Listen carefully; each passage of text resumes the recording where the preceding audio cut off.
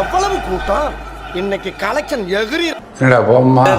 ஒரு தலைவரோட வீட்டுக்கு ஒரு புது சோஃபா போகுது. சோஃபா பின்னாடியே புது முதலமைச்சரும் அந்த வீட்டுக்கு போறாரு. புதுமையான ஆட்சின்னு சொன்னீங்க. இன்னைக்கு புஷ்பா பட பாணியில ஆட்சி நடந்துகிட்டு இருக்கு. என்னங்க எனக்கு ஒண்ணுமே புரியல. அதுதானப்பா எனக்கும் புரியல. எங்க முஸ்லீம் லீக் ஆபீஸுக்கு இதுவரைக்கும் எந்த சிஎம் வந்ததில்லை.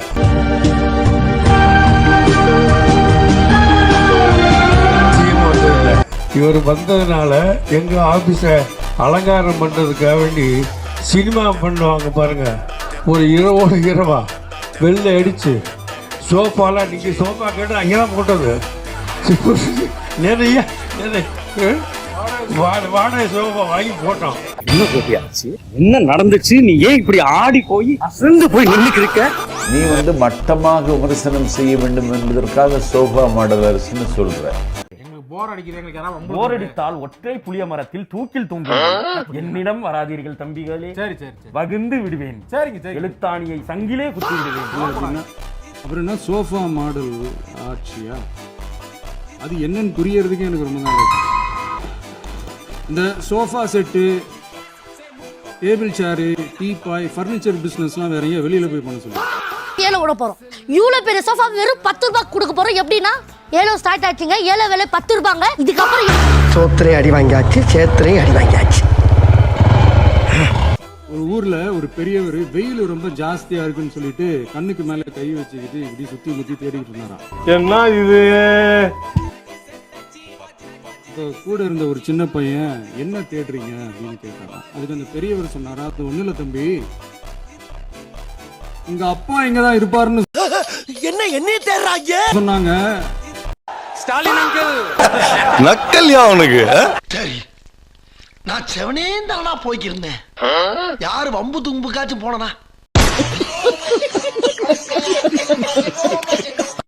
சபாநாயகர் அவை நேரம் முடிஞ்சிருச்சு.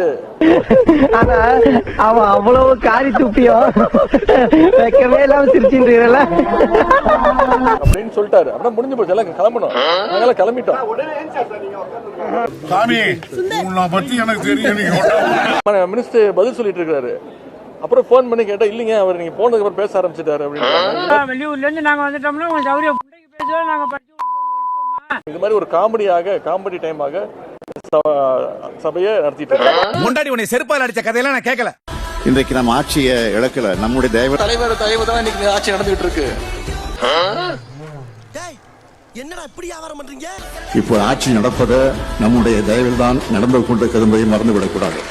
எப்படா நெஞ்சில கொஞ்சம் கூட ஈரம் இல்லாம இவ்வளவு பெரிய பொய் சொல்றா? உங்களுக்கு மார்க்சிஸ்ட் கம்யூனிஸ்ட் கட்சி நமக்கு ஆதரவு கொடுத்தது சுயேட்சையா எடுத்த முடிவுன்னு சொல்றாங்க. அதே மாதிரி இந்திய கம்யூனிஸ்ட் கட்சி நமக்கு ஆதரவு கொடுத்தது சுயேட்சையா எடுத்த முடிவுன்னு சொல்றாங்க. இதுல எங்க இருந்து நாங்க தயவில் தான் ஆட்சி நடந்துகிட்டு இருக்கு. அனுப்பி வச்சோம், நாங்க தான் அனுப்பி வச்சோம்னா புரியல. எதையோ பேசுங்க.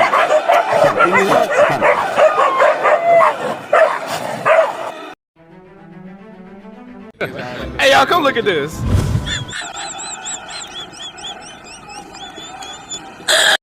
I hold him up.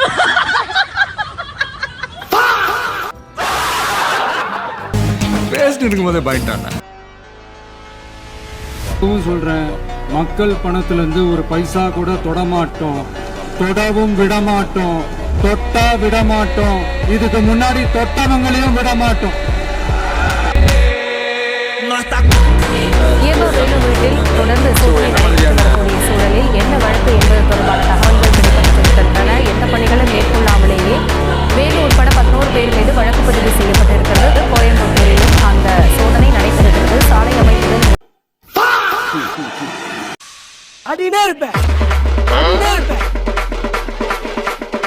எந்த ரெஸ்பான்ஸும் எங்களுக்கு கிடைச்சதில்லை. ஒரு பதில் கடிதம் கூட எங்களுக்கு வந்ததில்லை. தம்பி இவரு கூட சுத்தாதீங்க, அப்புறம் ஊருக்குள்ள என்ன ஆயிடுச்சுன்னா எங்களுக்கு கேட்காது. நாராயணா, இந்த கொசு தொல்லை தாங்க முடியலடா. எங்க போனாலும் பின்தொடர்ந்தே வருது. பறந்தடிச்சு கொல்லுங்க. சபர் குரு. The next day. Here I come. Oh, here I come. Oh.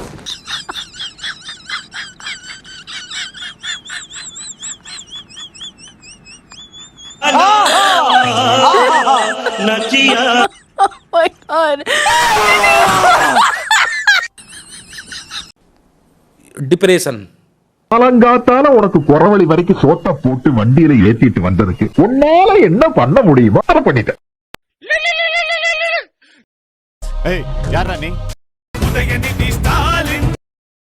பேரை கேட்ட உடனே சும்மா அதறது இல்ல.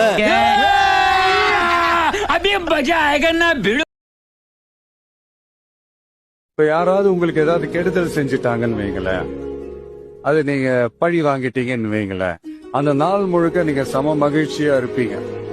எப்படி பார்த்தால எப்படி பழி வாங்கினேன். ஆனா அதே மனுஷனை மன்னிச்சு விட்டு பாருங்க, வாழ்நாள் முழுக்க நிம்மதியா இருப்பீங்க.